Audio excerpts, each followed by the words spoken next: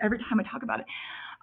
She was like, you got your music. And I just like very dramatically hit the floor for real. Like honestly just started. Taylor Swift wiped away tears as she told the story of how she fought to own her masters, sitting beside Travis Kelce on the New Heights podcast, while Jason Kelce listened intently.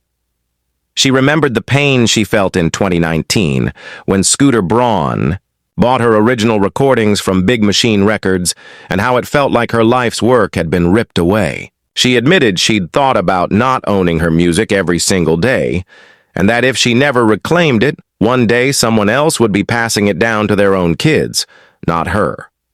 Taylor explained to Travis and Jason that she'd been saving since her teenage years in hopes of buying her masters back, but when the first sale happened, it broke her heart completely. She told them how she decided to take action by re-recording every song, determined that the only way she'd ever truly own her work was by starting over, album by album. The sessions were long and exhausting, but she pressed on, fueled by the belief that her music should belong to her. When she finally announced to the world in May that she had purchased her masters, it was a moment of triumph, and she shared her gratitude with fans everywhere, saying, "All of the music I've ever made now belongs to me. Every song, every music video, every concert film, all the album art, even the unreleased tracks, the memories, the magic, the madness, every single era. My entire life's work."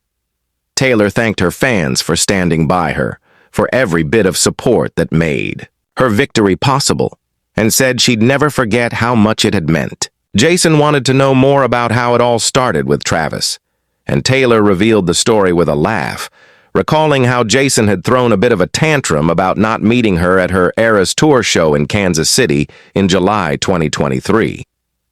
Travis had gone on the podcast right after and told the world how disappointed he was that he couldn't give Taylor his number because she needed to save her voice for the next performance, and the story went viral almost overnight. Taylor remembered thinking it was funny and wild, a big romantic gesture, and that it reminded her of an 80s movie, Travis standing outside the window with a boombox, making a bold declaration. She laughed as she described how Travis hadn't reached out to her management or tried to get into the VIP area, but instead hoped that knowing the elevator lady would get him to her dressing room. She said, "If this guy isn't crazy, which is a big if, this is what I've been writing songs about since I was a teenager." Travis was grinning, proud of the moment, and said he felt like the luckiest man in the world. Their meet cute became legendary among fans. Travis explained that friendship bracelets are a huge part of Taylor's concerts, and he'd made one with his number on it, hoping to give it to her. But when he learned she didn't speak before or after the shows, he joked that he took it personally. A couple of months later, Taylor showed up at a Chiefs game in Kansas City, sending shockwaves through both the music and the sports world. The cameras caught her cheering for Travis, and soon the story was everywhere. The superstar singer and the NFL tight end, side by side in the headlines, their romance unfolding for everyone to see. Taylor talked about how quickly things moved after that, how their first real conversations were filled with laughter, and how easy it was to be around him. She said she was terrified of opening her DMs and wasn't much of an online person. So Travis's public move felt old school, like something out of a movie. After that first game, they spent more and more time together, meeting up during breaks in her tour, hanging out with both families, and finding that they had more in common than either expected. Taylor described how Travis made her feel at home, how he showed up for her on the road, and how they'd spend nights cooking, watching movies, or simply talking for hours. Travis told Jason that Taylor's music had become the soundtrack to his life, and he was amazed by her drive and what she'd accomplished. Jason said it was clear to everyone that Taylor and Travis just clicked, and the couple joked about their differences, with Taylor teasing Travis about his football stats and him teasing her about her songwriting quirks. Taylor announced her 12th studio album, The Life of a Showgirl, right there on the podcast, telling Travis and Jason that she wanted the world to hear it from her and from the people she trusted most.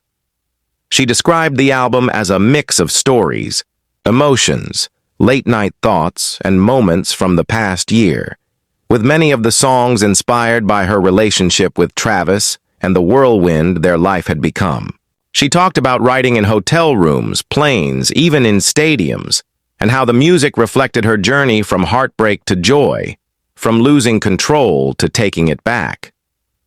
Travis said he'd never felt prouder listening to her play the new songs, and Taylor said she was grateful to have someone who supported her every step of the way. They reminisced about their first holidays together, the family dinners, the road trips, and the quiet mornings when they could just be themselves, away from the cameras.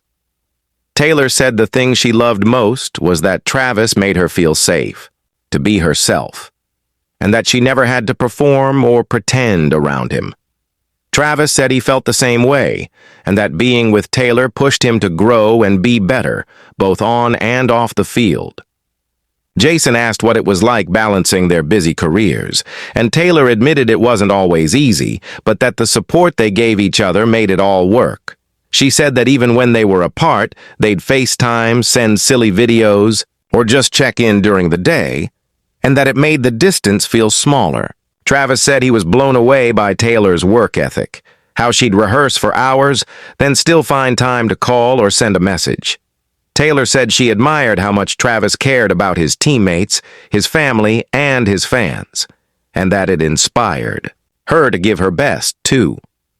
The couple touched on how wild it was to have their relationship play out so publicly, but Taylor said she'd learned to focus on what mattered, the people she loved, the fans who stuck by her, and the music she made.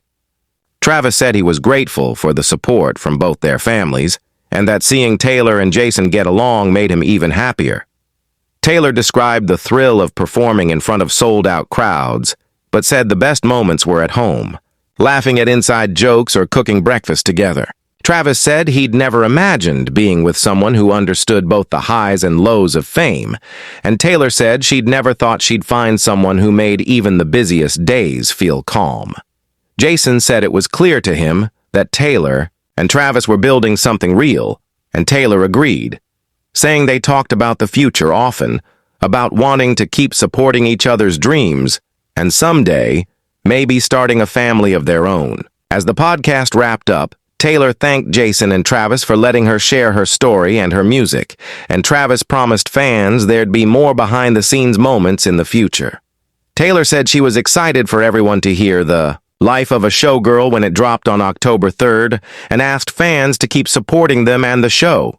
Subscribe for more stories, music updates, and surprises from Taylor and Travis. The episode ended with laughter as Jason teased Travis about his bracelet-making skills, and Taylor grinned, promising to teach Jason the secret handshake next time they met.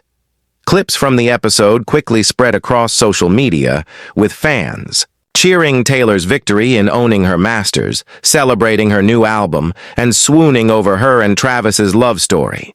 The anticipation for October 3rd grew, with Swifties counting down the days and NFL fans watching to see what the couple would do next.